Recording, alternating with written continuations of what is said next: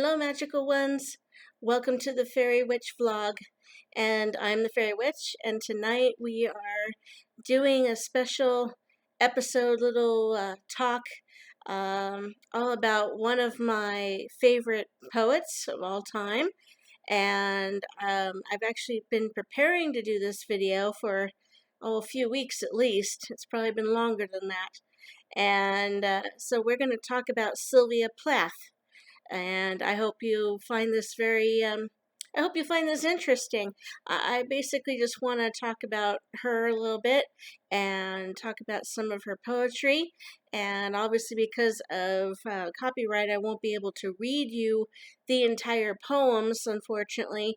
But maybe I can do little passages from each one or something, just so we can keep the discussion going. And I set up my little table here, a little honor table for her because this is October and one of her anniversaries is this month. I have to check the notes.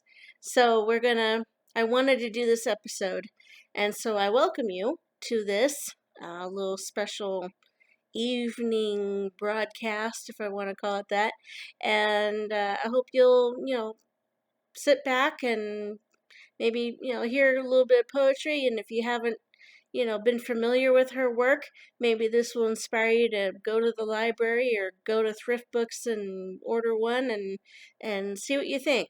But I've been reading her poems on and off for quite some time, and I've read a couple of biographies, and the books I have are back here.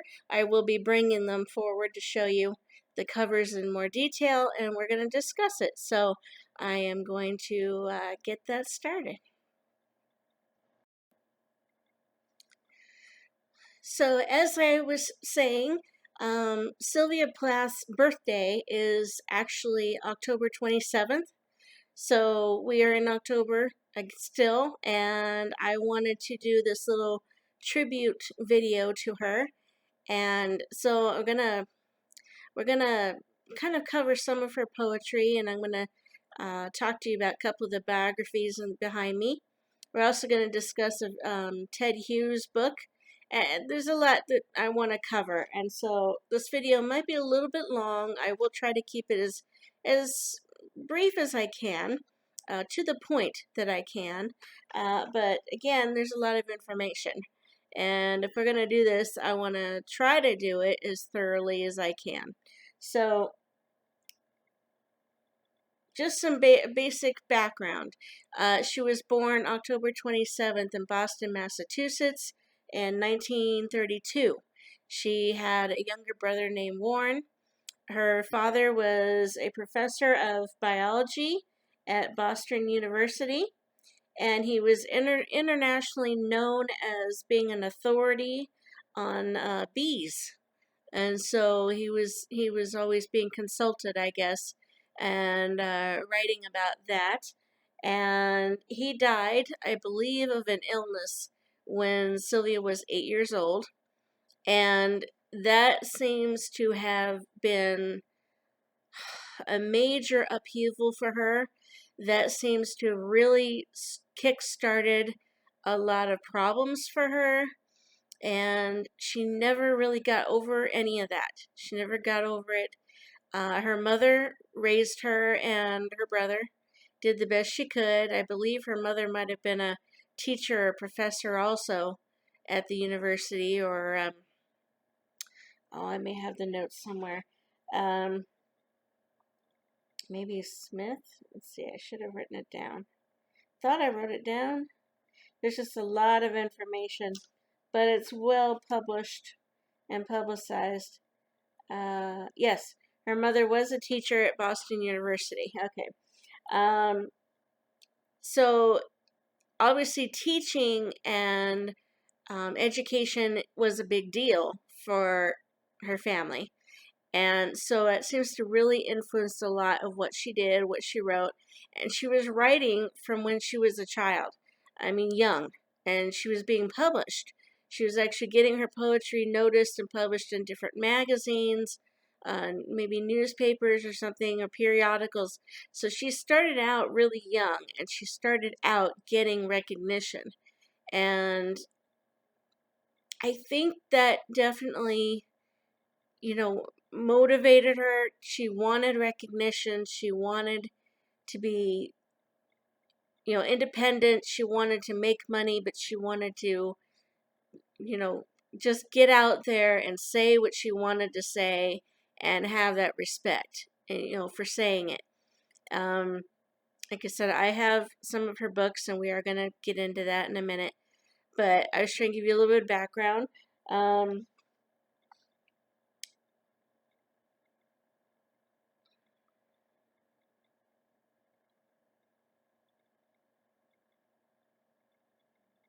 yeah, sorry, I just wanted to glance at my notes. But yeah, it seems like she was really writing from when she was younger. And I have a book of her poems, so I'm going to grab that. Also, let me just backtrack and talk about my little honorary table for her. Because, again, we do talk about magic and fairies and spell work. And so what I've done is I've lit the little black candle, kind of as a, in recognition of her passing, also to help, banish her spirit from any negativity that might still be around her wherever she is in the afterlife. And then on this side, I've lit a big white candle for the purity and for cleansing and for just helping her, see the light if she hasn't already. And I hope that, it's just in recognition of her spirit, and seeing that bright light, that she was definitely a bright light in the literary world. And I just wanted to light a couple candles, in honor of her. So that is what I did on my little table. Okay, so I have this book of her published poems, and this one is pretty thorough. It's got a lot of poetry from when she was a child, and then continues on through her adulthood. And then I also have the Ariel publication. So again, this one covers some of these poems are in this one. This one is kind of the big collectible collection. And again, this one's got a lot of them from her childhood, and it talks, she's got a bunch of them from different periods in her lifetime. And so this book is pretty, yeah, it's pretty involved. It was edited, and it has the introduction by Ted Hughes, who was her husband. He was a British poet and writer, and she married him in 1956. They had two children, Nicholas and Frida. And let's see, um, he seems to be, he was the great love of her life.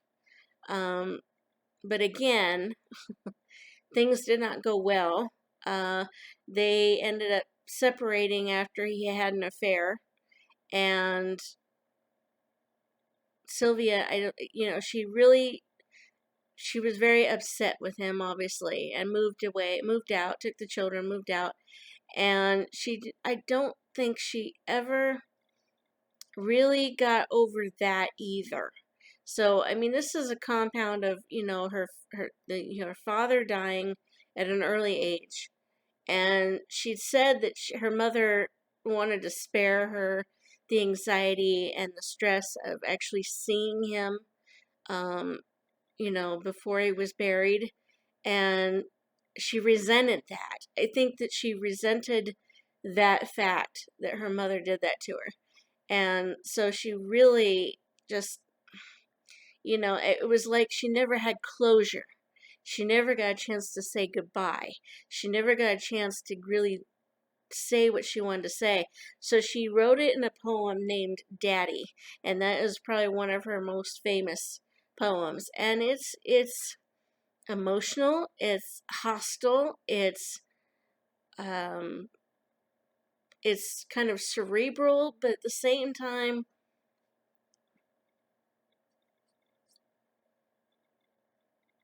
you get the emotion. You get the more raw emotion in that one.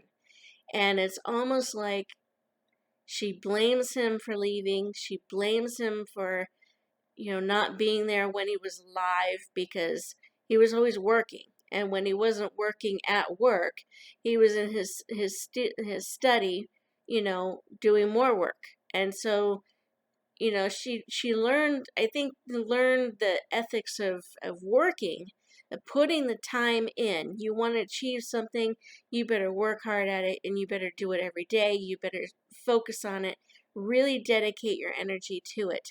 And I think he did teach her that, but she, again, being a child, she resented the fact that he was always working, he wasn't hanging out with them as much. She didn't feel that she had a real connection. But yet, when he passed away, she still felt upset. She still felt resentful. She still felt, you know, um, angry and frustrated with him. But it was more like, now that you've left us and there's no chance of you coming back to spend time with us. So it kind of shifted, but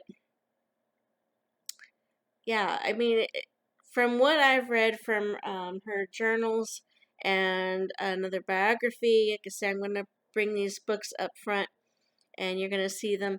Again, a lot of it is raw emotion, but at the same time, um,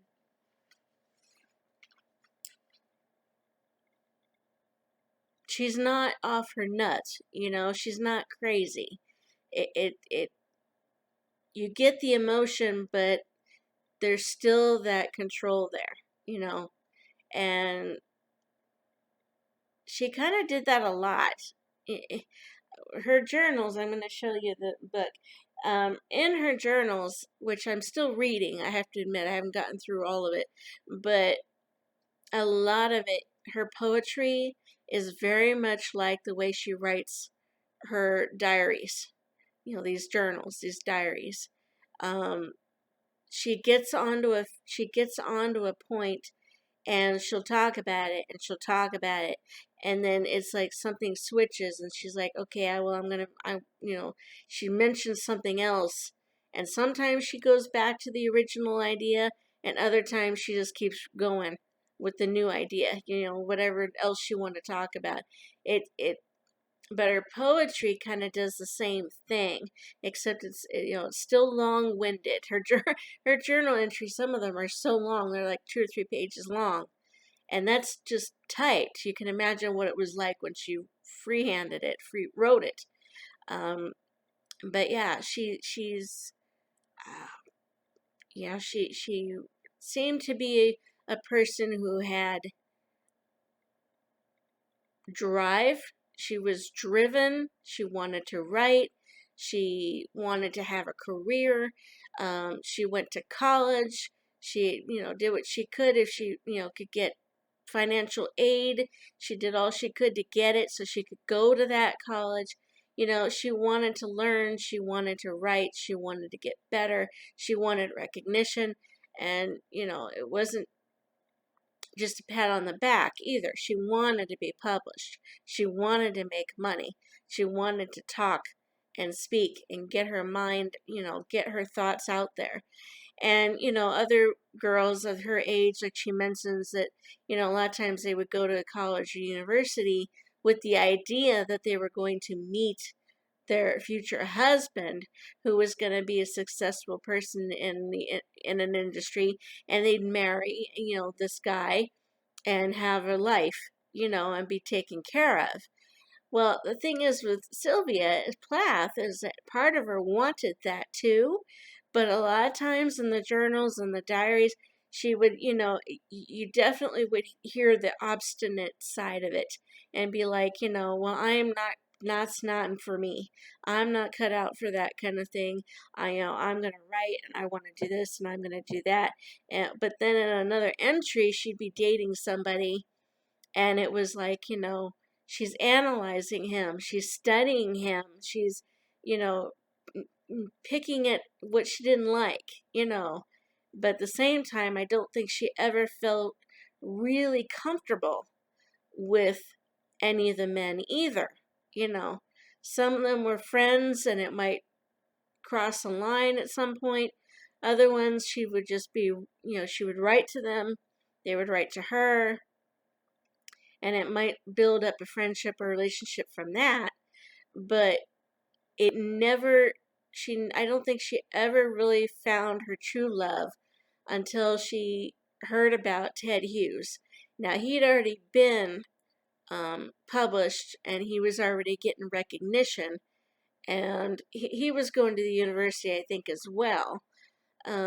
So she wanted to meet him, and the night that they met, she actually made sure it happened because she'd found out he was going to be at some party, university party, and she made sure she went because she'd already read his poetry. She already had some of it in memory. She already memorized some of it, and she wanted to meet him.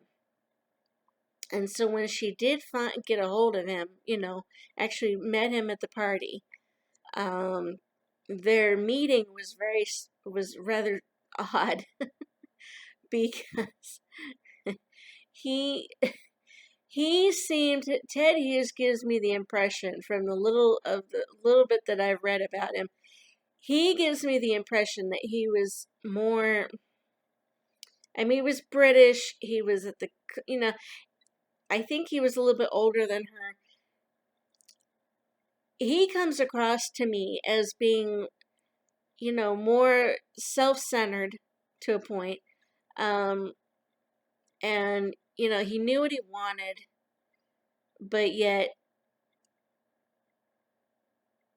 he didn't quite mind a surprise now and then. And when he met her, that was a surprise because he had no idea who she was. He had never seen her, never met her, never even heard of her. And so, but she found him at that party, went right to him. He'd gone there and was dating somebody else or out with somebody else that night so he was with somebody. And she apparently went up to him, introduced herself, and told him how much she admired his poetry. And when she quoted it back to him, it was, he was, okay, taken aback. And he asked her to dance with him, I believe. And so during the dance, I forget, during the dance or whatever,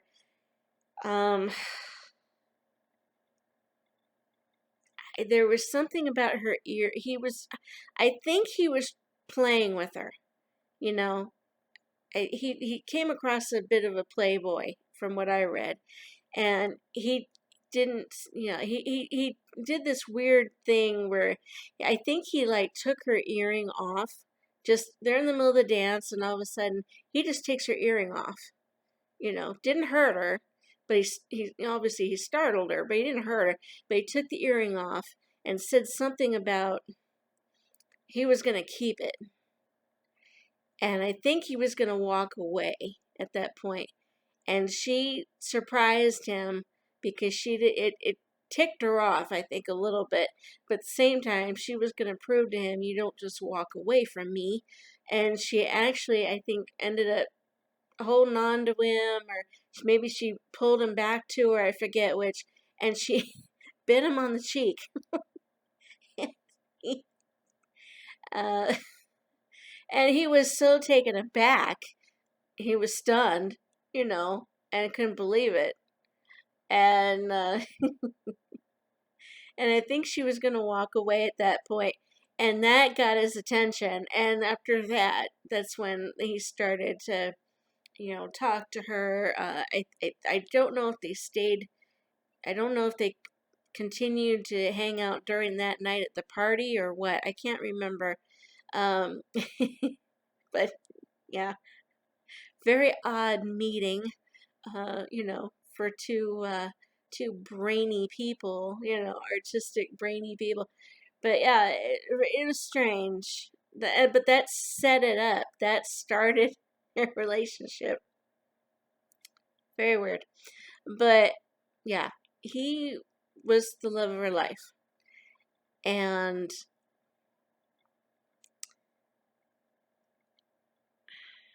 they would work with each other on the poetry. But I would say that he advised her more than she helped him. And that's the way he liked it. He comes across as, you know, a bit like, I know what I'm doing. You don't quite get it yet. So, I'll guide you when I'm in the mood. That's what it comes across as if you read some of the information about him. Again, he could come across as being very cold. He could come across as being very businesslike, and their relationship was rocky. It was rocky. It was up and down. They'd get along for a while, and she'd be doting all over him and hanging on him and, wanting his advice and all of this. And he'd be attentive and he'd be helpful and he'd be home. And then there'd be bouts where he'd go off on his thing. He'd go out drinking, hanging out. He'd go off writing without her. He'd leave her home with the children, and she had to deal with all of that, as well as try to continue to work on her art, her craft, her writing. And she would do it for hours, but with kids, it makes it very hard. So she had to get up at really early hours of the morning so she could spend time writing before the day actually started. Because once the kids woke up, well, then she had to start doing her domestic duties, and the writing might be pushed aside for the rest of the day, until that night. So, I mean, she did it. I think she loved her kids and she loved Ted, but, it got to a point where she was resentful of him going out and doing stuff and being published while she continued to struggle and didn't get so successful as she wanted to be. Now, obviously, we're talking a little bit about the history of Sylvia Plath, but she's a poet who is known for her poetry being emotional, and again, American poet she gets recognition as well because of her emotional, if you want to call them emotional issues. She did try to commit suicide when she was younger. It was a failed attempt, and I think it was kind of a half-hearted attempt. I think when I think she was in her teens at that point, or early college, and she was frustrated. If you read the journals around that time, her entries are a lot about frustration.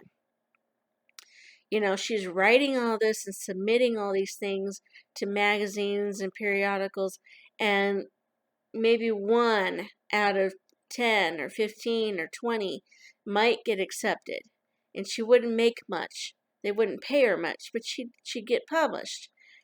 But it got so frustrating to have, other places tell her, no, we're not accepting this, it's not good enough, you're not good enough, we don't know you, this kind of thing. And it really wore on her because, she was an emotional type. But I won't say that as far as emotional, where she screamed and yelled, lost her mind, or she would sit there and crying all the time. It was controlled. It was a lot of, I think, frustration and depression, and she would try to get herself out of it. She would pull herself out of it and try it again, and she'd be like, okay, I didn't do this. This didn't work. I didn't get the support. I got to try again. But, it was like, I don't know why they didn't take this, why they didn't accept it, and the next day it would be more like, okay, I'm gonna rewrite, or I'm gonna resubmit, or I'm gonna send it here, send it there.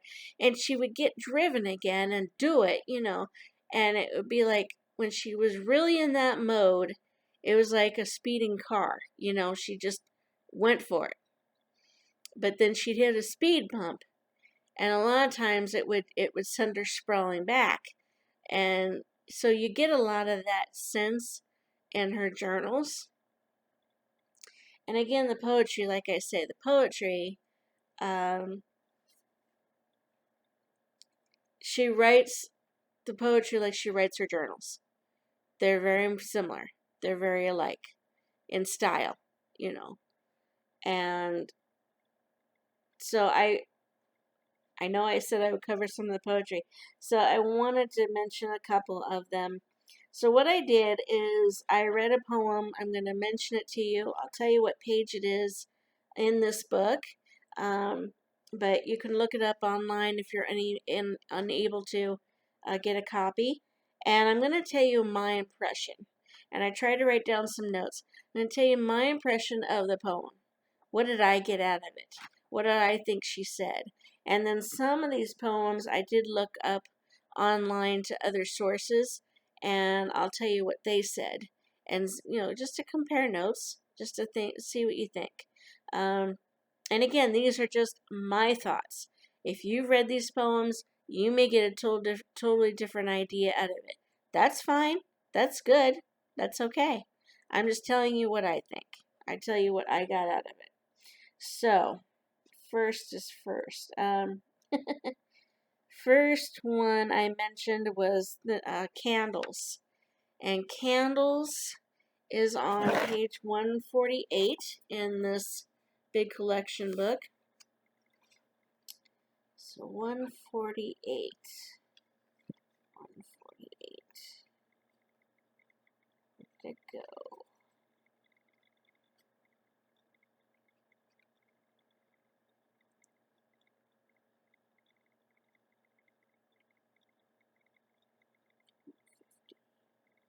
There we go. Okay.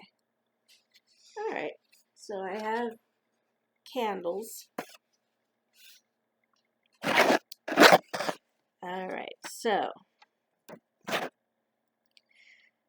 So my impression, like I say, stanza 1, lines 1 through 4.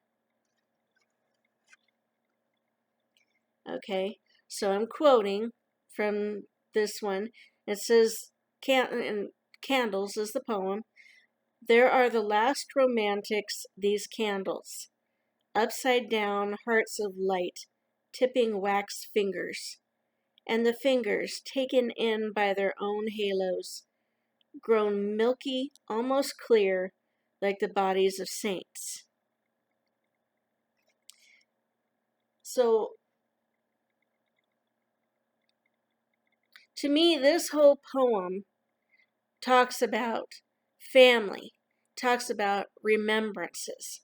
The candlelight that she mentions in the poem triggers a memory that she wonders if she should tell her daughter about. And her daughter is Frida. And so she again, she often will mention her children or her family inadvertently or whatever, or, subconsciously in the poems. But again, I get the impression that she wasn't sure if she should tell this memory to her daughter or not. But yet the candlelight triggers the thought.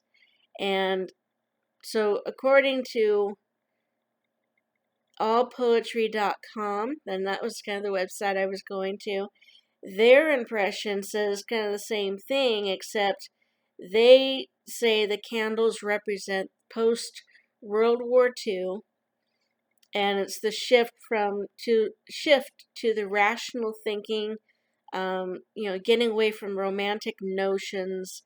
It's the disconnection between generations of people, and how to realize that the past can't be recaptured.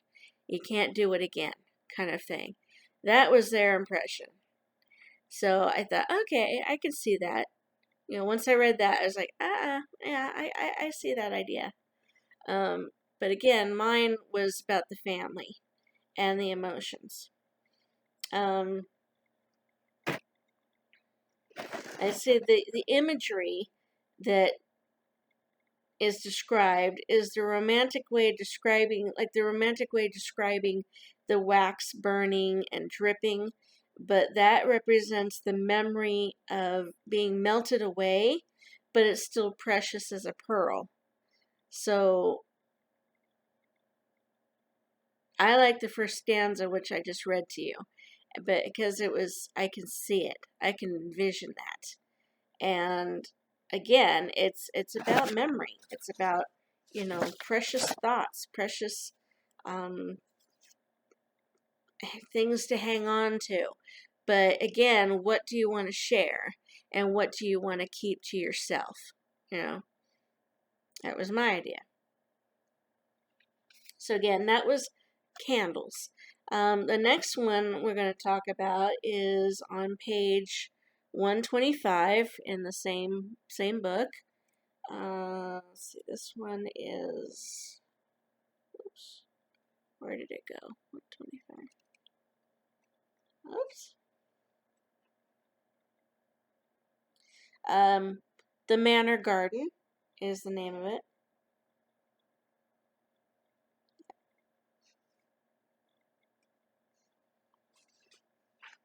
There we go. Okay, so 125 has the Manor Garden. And again, this one, let's see. My impression on this one, and read my notes, my impression on this poem is, again, about loss. You get a definite idea where she's talking about loss and trying to accept it. Like the first two lines of the first stanza: the fountains are dry and the roses over. Incense of death, your day approaches. Unquote. So again, here we're talking about loss, but it also starts the poem right off, and it kind of, you could say right away, she's thinking suicide already. Maybe, but the rest of the poem, I kind of got, like I say, it's. She actually mentions suicides. She actually mentions it in this poem, but she also kind of makes like the imagery of Ophelia, when Ophelia died in Shakespeare's play Hamlet. She drowns, and it was a tragic accident, but by then she'd already lost her mind, and so you have to read the poem, his play, a little bit more to find it in detail. But the idea is that she fell. She was on the bank of the river or whatever, and she's, of course, she's out of her mind, and so she didn't even know what's going on, didn't realize it, and she either got in the water, not realizing what was going to happen, or she fell. Okay, so again, we're talking about that, and Sylvia mentions, she talks about that kind of imagery later in the poem. And so when I read that, I'm like, that's what I was thinking of. I'm thinking Ophelia, But again, she's talking about that. And to me,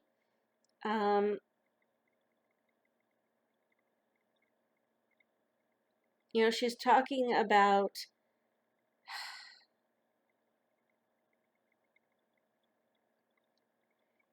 this garden setting, but yet it's very much, I think,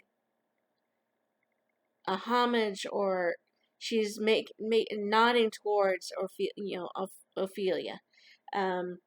So again, I think that poem, The Manor Garden, is more about the loss of something precious. Just my thought. Now, according to allpoetry.com, that poem is about the resignation of the inevitable approach of death. So again, it's more like, accepting what's coming, because you know what's coming. All right, I can go with that. The next poem I was going to talk about is on page 135, I think. Yes, 135. It's called Witch Burning. And let's see, 135. There we go. So, witch burning. Excuse me, witch birding. I don't know what year she wrote that in. Unfortunately, this book doesn't tell us that. I don't know. But again, my impression of this poem is she's talking about the repression of self, hiding away.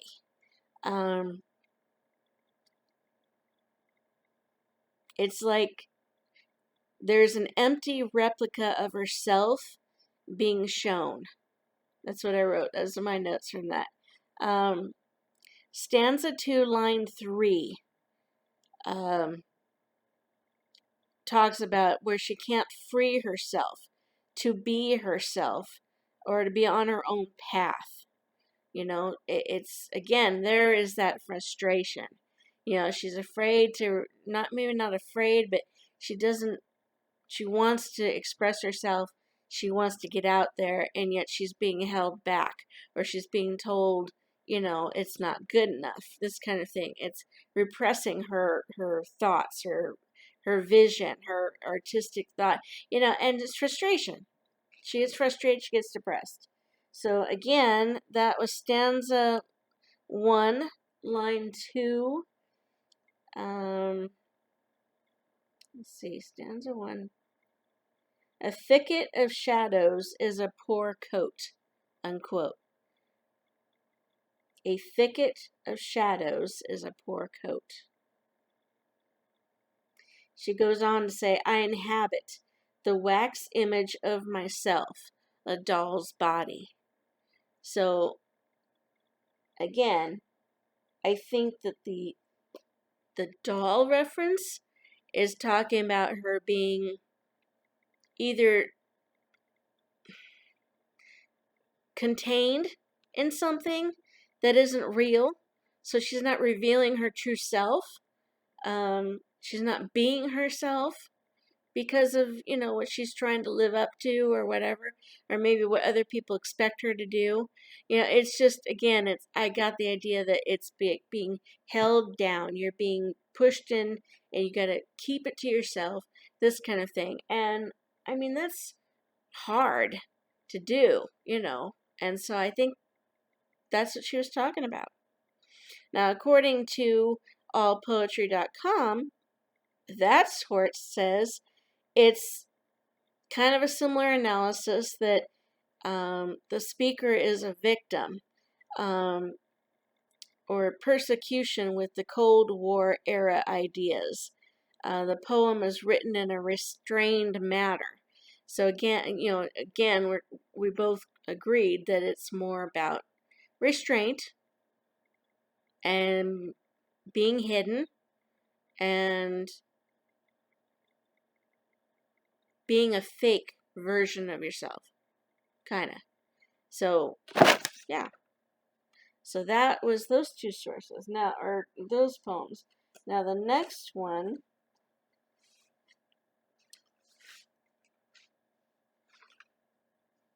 Oops.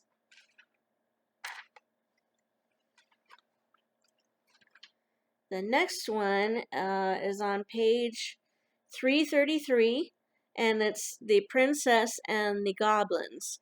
Now, this one, I think, because like I say, this book does try to break up the poems in different eras of her lifetime, even though it doesn't tell me the year that they were written. At least I don't think. Well, I take it back. It does have the years at the top. Okay, I'm wrong. So Witch Burning she wrote in 1959. Let's see. This next one. 333. Let's find it. Let's find it. It's here somewhere. Okay. All right. So yeah, The Princess and the Goblins. It doesn't give a year, but it does say in the juvenile period. So again, this was when she was a lot younger in her childhood, maybe. So this one, The Princess and the Goblins.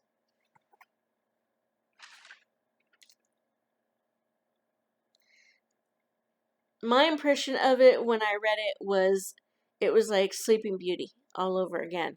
Um, that was being referenced. The one line I quote that I wrote down that caught my attention was it says, quote, "Wakeful princess climbs to find the source of the blanching light," unquote. Now the third stanza, it starts to sound like another unknown tale or a combination of a few of them together. But in the end, it's definitely telling that the story doesn't end well. And so, and this poem is long. This one's, let's see, how many stanzas? 3, 4, 5, 6, 9, 10, 11,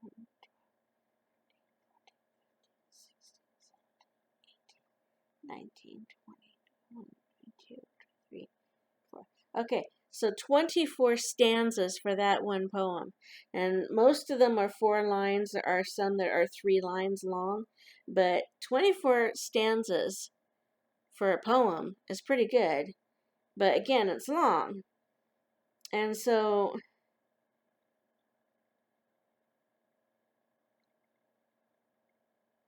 it talks about, it's definitely fairy tale reference.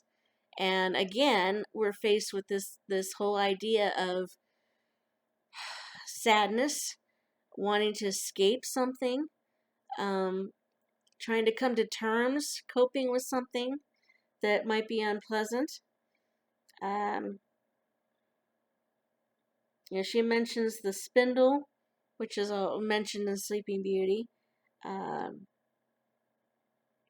the boy is kneeling beside the girl. You've got the apple rinds. Again, that could be a Snow White reference. You got the godmother. She mentions a godmother. So again, here's another maybe about the fairy godmother stepping in. Um, labyrinths and this kind of stuff.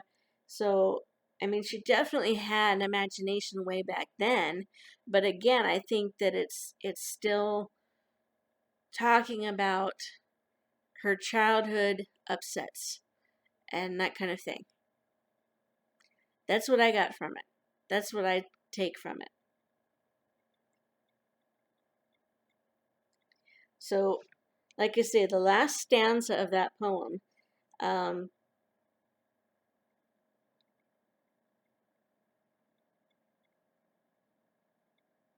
it says, "Oh, never again will the extravagant straw knit up a gilded fable for the child, who weeps before the desolate tableau of clockwork that makes the royal blood run cold." So even then, she was writing the way that she seems to continue to as an adult. She stays with that same writing style.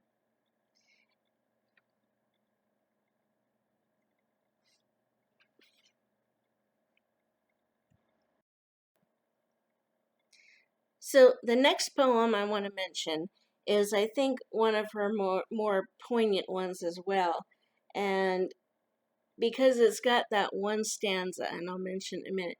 It's called Lady Lazarus, and it's on page 244 in this in this collections book.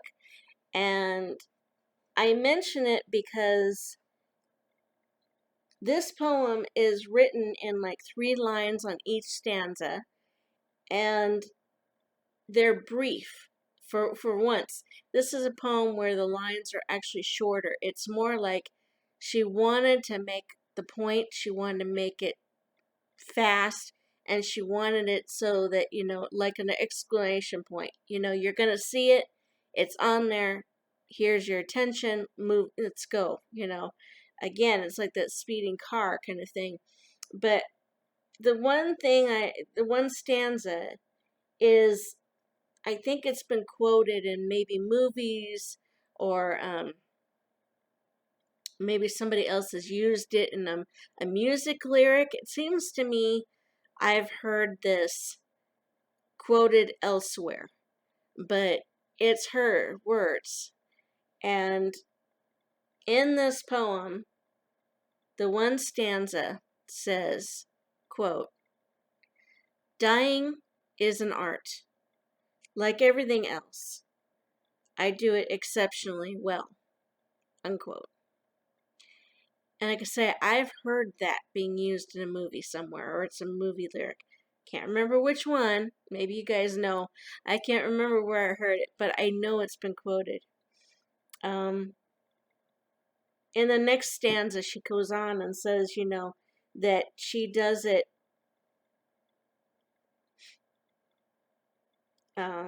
She does it and it feels like hell. It feels real. Like she's got a call, like she's being called to do this. Now, if you want to look at it from the whole point of the poem and just look at it superficially and just glance at it and say, oh, it's another one about suicide. It's another one about, giving up. And I do see that in that poem, but at the same time, I wouldn't say it was like a fortune-telling prophecy. I won't say that the poem comes across, to me anyway. Remember, this is all my opinions. That it's like, looking into a tarot card and seeing and saying, oh yeah, I'm gonna finally give in and just write it off at this point. I think it was more like, I'm having these thoughts, I'm having these feelings, I want to get it out so I can move on. Let's write it down, let's deal with it, let me see it in black and white, and then I'm gonna push it aside and keep on going.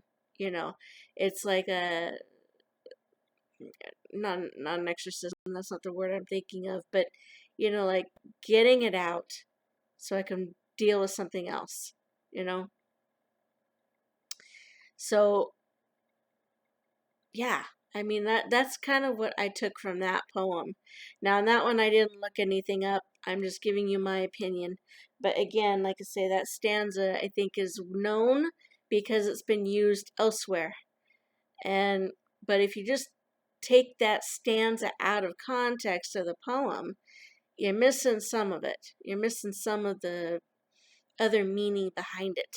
So yeah, I would say read the whole poem through a couple of times. Don't just take that one segment out. You need to keep it in, but you got to read the whole poem to get the idea. And again, my thought is,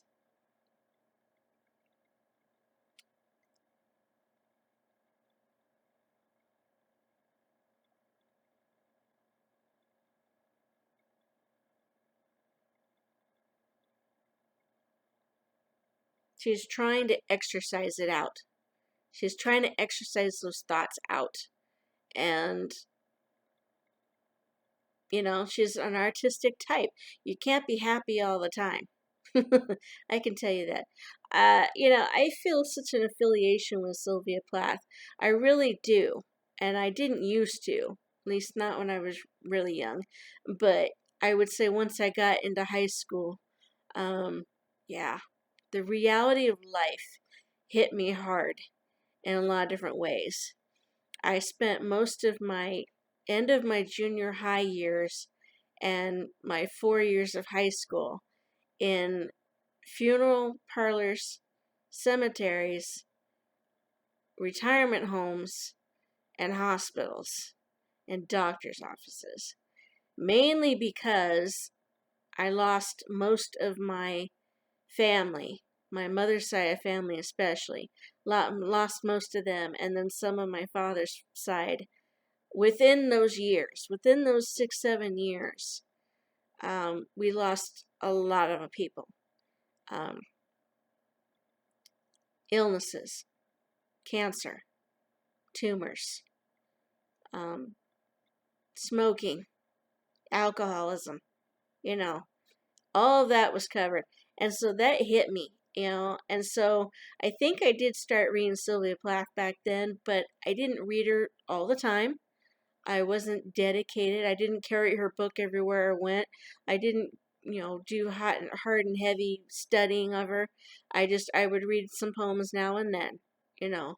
Um, but I did try to be positive. And that's when back then I had my music, but then I switched to art.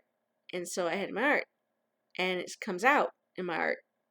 So I get what she's saying. I have a real affiliation with her and the way she thinks and the way she acts.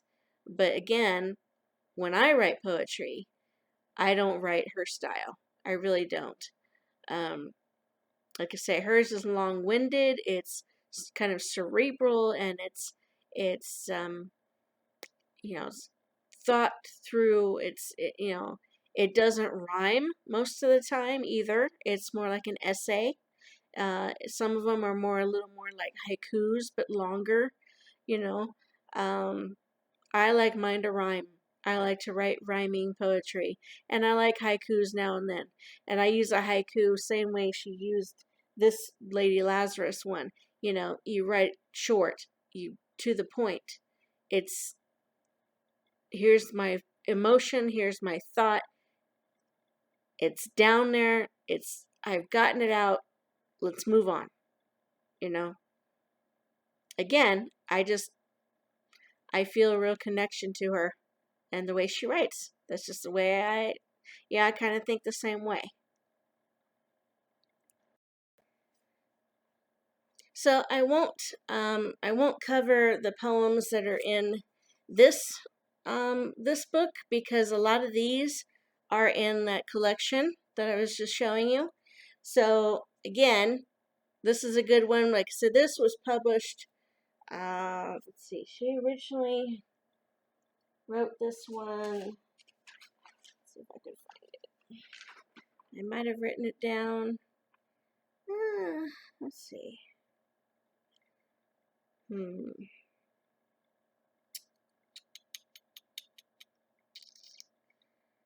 Well, it doesn't say. I don't have it on there.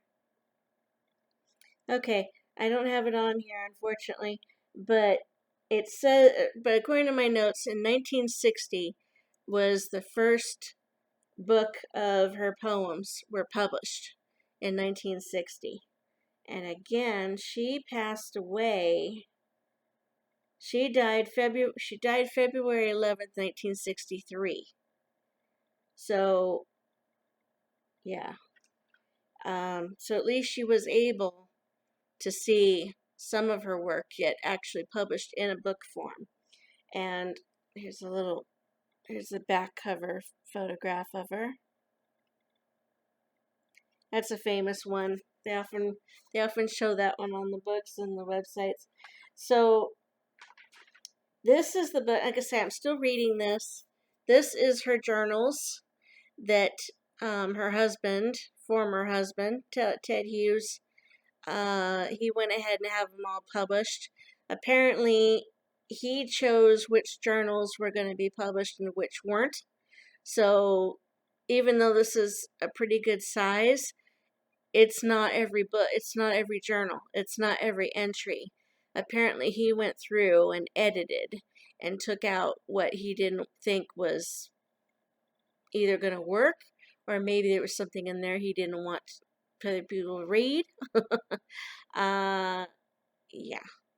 But he wrote the foreword for it, and apparently he organized the journals, how they were going to be typed and presented in the book. So, but I mean, he did get them published. He did put them out there so that all of us can have this insight into her. And so, we can be grateful to him for that. But yeah, so that's the one. I'm still reading it, like I say, but I've read other ones of hers. And if you're interested in another biography, this is a really good one. Rough Magic. I haven't read this one for a few years, but I did read it, and it's good. I do recommend this one. Paul Alexander is the author, and he talks. Let's see. He's written a couple of other books, apparently, by the book jacket. He's written a few other books about her, essays and things about her poems and on her poems. He's a former reporter for Time magazine. Yeah. So again, but I liked this biography. I thought this was good. So if you're interested, check this one out. And then the other book, of course, now Sylvia, she only wrote one novel in her entire life, and that was The Bell Jar. And The Bell Jar is The Bell Jar for me is a hard novel. Um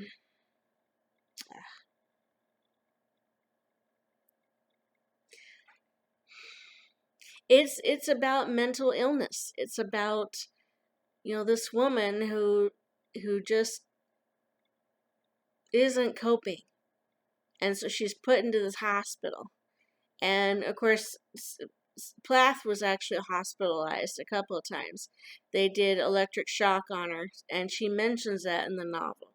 So a lot of times, I think a lot of things that happened in the novel probably happened to her or similar, and she's writing about it. Again, she's exercising it and she's putting it in novel form.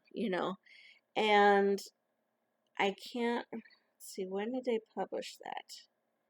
Did I have it on here? Published in 1963.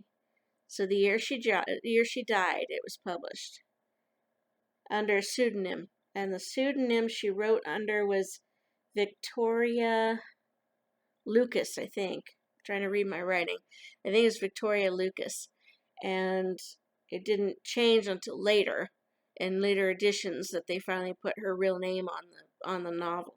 There is actually a movie version of The Bell Jar too. I happened to find that months ago, and so then watching it on screen is even harder for me than reading it.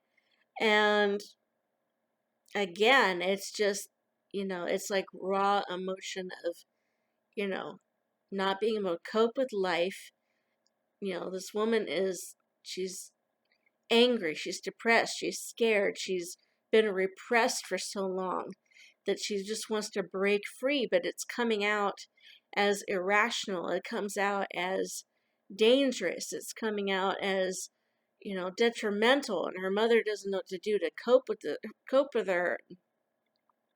The doctors and the nurses just I'll just give her electric shock. Let's just put her into this physical therapy kind of stuff for the brain, and we'll just make her kind of go comatose so we don't have to deal with it. And again, that's kind of the idea. And so yeah, I did find a movie version of that, and so you can look it up, The Bell Jar. And yeah, that movie is freaky.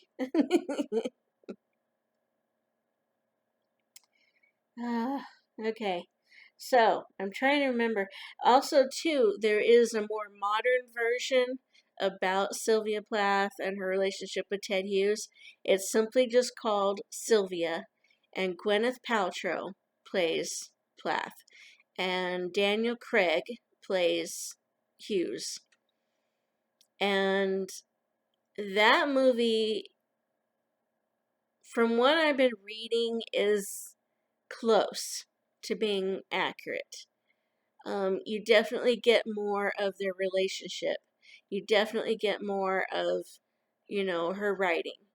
And I think I saw in an interview that Miss Paltrow had done when they asked her about the movie, and they said, "Had you read anything of whatever, did any extensive research into her past or anything like that?"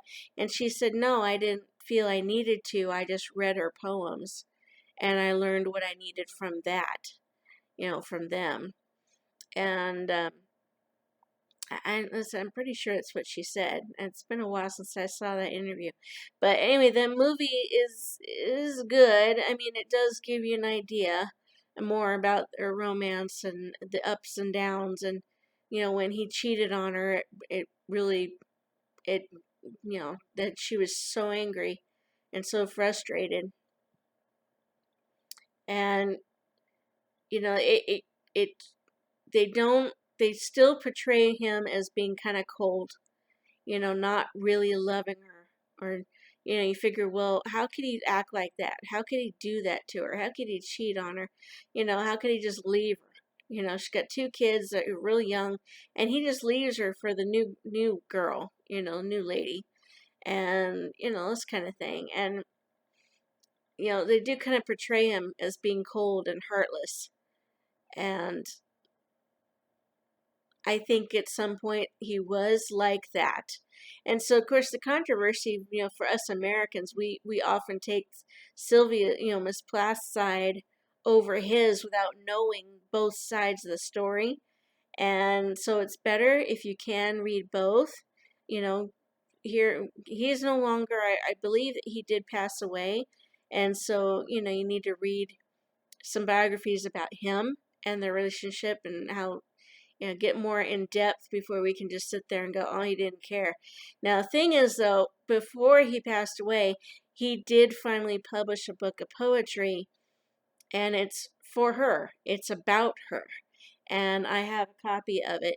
It's called Birthday Letters. And apparently, every day, or every year on her birthday, or near her birthday, after she died, because she did commit suicide successfully. I think it's like her second or third attempt during her life, but sadly, the third time she succeeded. And so apparently, every birthday for her, as a tribute, he wrote a poem about her, or to her, or for her.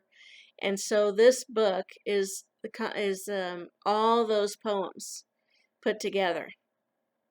And so I can remember reading, I think it was like an editorial, or it was a review, or maybe it was on the back of another book jacket or something. And I remember it saying, he did love her, with an exclamation point, because, it's like during his life, and, it seemed like she wasn't his main focus. She wasn't his muse. She wasn't his reason for living, you know. Um,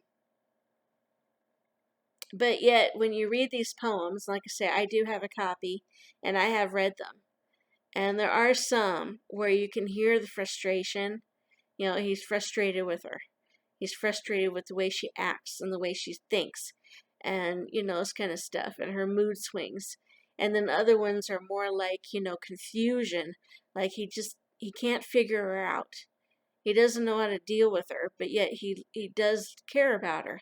He does love her. But it's like, you know, I don't know what to do with you. I don't know how to help you. I don't know what it is you want from me.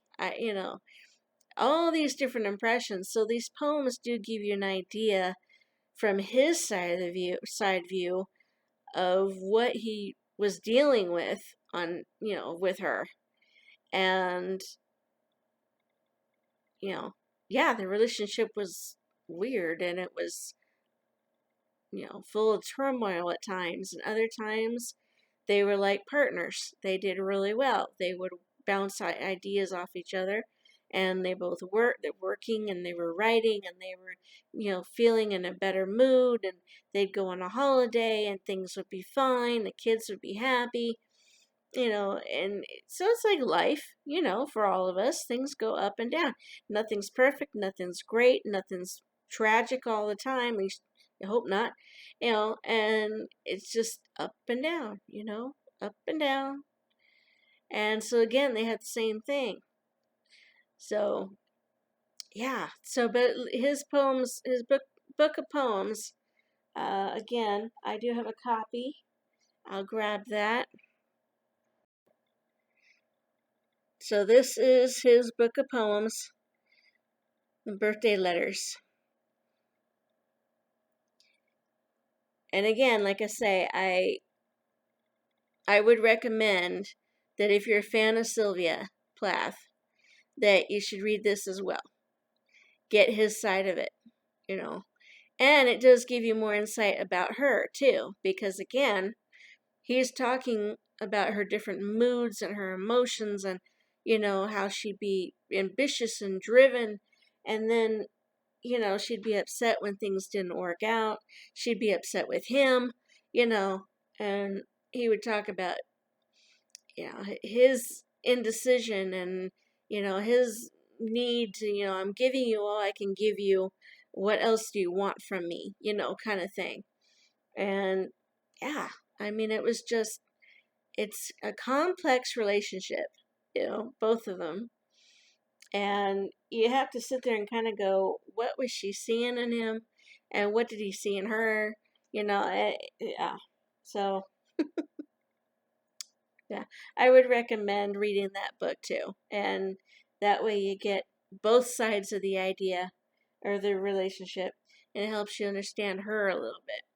So, a couple more facts I'm going to mention. And I got to check the notes again. Let's see.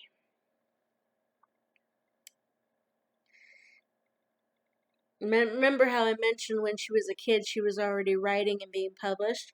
Her very first poem was published when she was 8 years old. So again, right around the time her father passed away, and she started really writing. She got published. She was only 8. She attended Smith College, which think Smith College, I think was that Massachusetts, where she was born? I don't remember. I'm not sure. I didn't write it down. Anyway, she attended there from 1951 to 55. Then she went to Newnham College, Cambridge. And that's England. And that's probably where she met Ted Hughes at that point. Again, they were married in 1956. They were separated after his affair in 1962. Then 1950, and in between that, 1950, well, before that, I guess, 1953, that was when she was hospitalized. Let's see, some of these I've already mentioned. So Hughes was the executor of her estate when she passed away. So again, that's when he had her journals published after he did what he did to him, and he also made sure that her poetry got published. And so he kept an eye on all of that, all the revenue and everything that might have come from that. And then she was, even though this was long after she passed away, but in 1982 she finally won the Pulitzer Prize, and that's cool. That's neat. I think she would have. I think she would have been very proud of that. I think she would have been humbled in accepting it, but I think that she would have just been really pleased to get that recognition. I think that would have, made her life to win that prize. Yeah. I think. My thought from what I read about her. Okay. So again, like I say, I realize this video is getting a little bit long, but I did want to talk about some of her poetry. I did want to talk about some of her, and just because I enjoy her poems. Um, I mean, they're not all feel good, fuzzy, feeling friendly, but I feel an affiliation with her. I really do. I see parallels with maybe not so much events in her life, not all of them, but I get where she's coming from. I seem to think similarly to her and have um, probably the last 10, 11 years of my life so far. And it's because, I'm not an upbeat person all the time. Who is? But I'm not, you know. And I can be moody and hard to live with, and I can be, I call it being artistic. And, I am an artist. I am, I paint and sculpt and knit and design and do that and have been since 1993, 94. And this is 2024. And so this is the longest hobby, vocation, job, whatever you want to call it, that I've stuck with. And, it's part of me, but I call it being artistic because one day you're feeling great.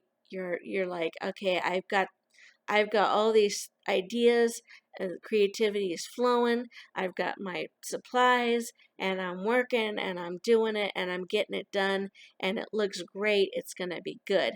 And then a day or two later, maybe it's like, what was I thinking? I'm never going to get this finished. How am I going to, am I going to get it done in time? Maybe I should have done this instead. Maybe I should change it. Maybe I should just give up. Maybe I should just throw everything away and start over or just never do any artwork ever again. I call it being artistic because you're up and down. And I'm not the only artist that does that. Most people do. Pablo Picasso did it. He'd do the same thing. He could be an arrogant son of a bitch. I'm just going to say it. He can be an arrogant son of a gun and really give people a hard time one day, and then the next day he wouldn't want to get out of bed because he'd be like, oh, is it any good? Maybe I didn't do it right. Maybe I should just throw it. Richard Avedon, one of my favorite photographers, and I consider him an artistic photographer. He did the same thing. He would be, okay, I'm driven. I know what I'm doing. I got this right. This is going to be fantastic. And then the next day he'd go in and his assistants would have to hear him say, maybe it's not that great. Maybe I should try something else. Maybe I did this wrong. We all do it, and so for Plath, she's doing the same thing, except she's doing it with words, not with paint, not with sculpture, not with photographs, but she did it with words, and again, you read these journals and one day it's like I'm on top of it. I've got this. I'm doing it. This is how it's going to be. I'm working at it. I really expect that this is the outcome I'm going to get. And then maybe 3 or 4 days later, it was like, well, this isn't working out with this relationship with this guy. Maybe I should try something, write this or write that. Why didn't they accept it? Why didn't they, like the work? Again, we all do it. So yeah, it's that up and down, just temperament, the way you think. So I feel that with her. I share that with her. I can totally relate to it. And maybe that's why I haven't finished reading her journals, because they're similar to my own diary sometimes, and no, I don't think I'm her reincarnation. I mean, a lot of people believe in reincarnation. I'm still torn. I was raised Catholic, and we weren't really taught reincarnation. It was, you live, you die, and if you weren't so good, you went into purgatory, and if you were really rotten, you went to hell, and only prayers from people and friends and family and people in masses and things like that who could pray for you might help you elevate. That's what I was taught. At least that's what I remember. That's what I was taught. Do I believe that? I don't know. But that's what I was taught. We weren't taught reincarnation, that you're going to come back. We weren't taught about karma. So I don't believe I'm her reincarnation. I just feel that I definitely think a lot like her. And so sometimes I can't, I don't want to read it because I feel like I'm already writing it. So maybe that's why I didn't get through this, because I started this book a few months back and I still haven't read it. I still haven't finished it. I'm almost halfway, but I think that's why, because I'm reading it and I get hung up on it going, this sounds so darn familiar. So, yeah, that's why I didn't finish, I think. But anyway, I thank you so much for watching this video.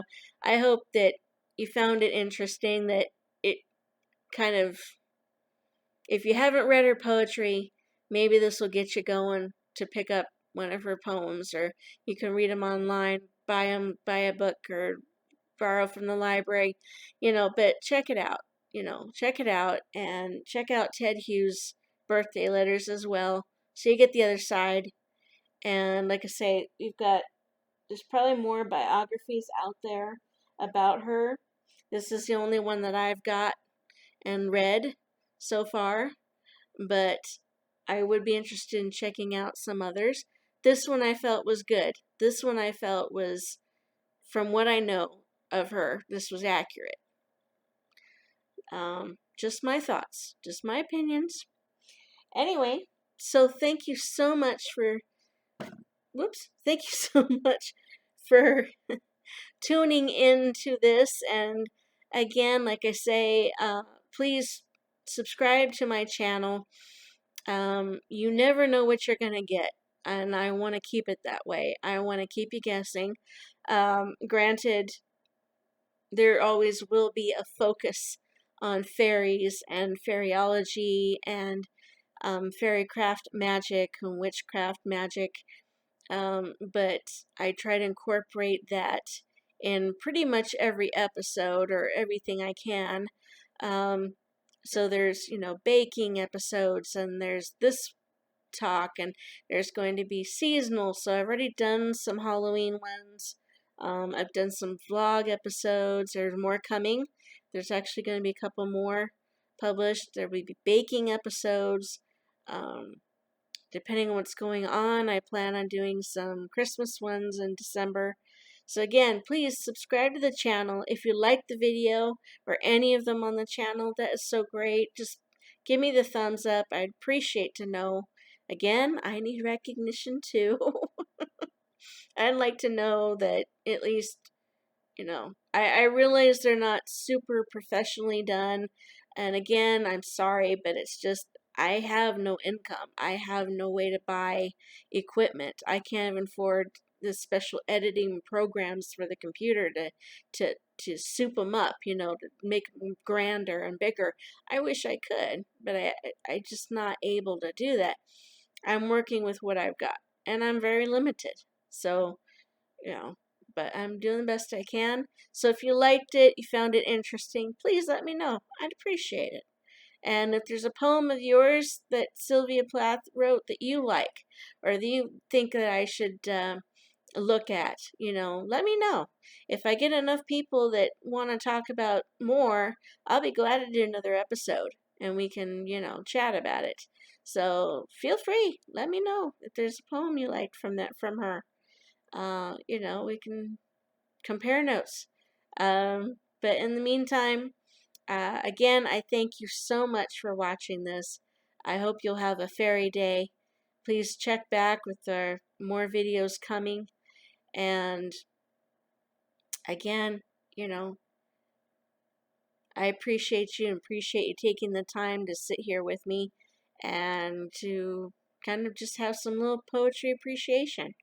So, in memory of Sylvia Plath on her birthday on the 27th, um, obviously we'll do a little birthday spell in her honor. But right now, like I say, I have my 2 candles burning in recognition for her, and I can just offer up just a little offering with those little flames, that she is in peace and that she knows that many of us here on the earth that she's left are inspired by her, either by her work or her life or both, and we thank her. We thank her for being that inspirational light to us and being our teacher.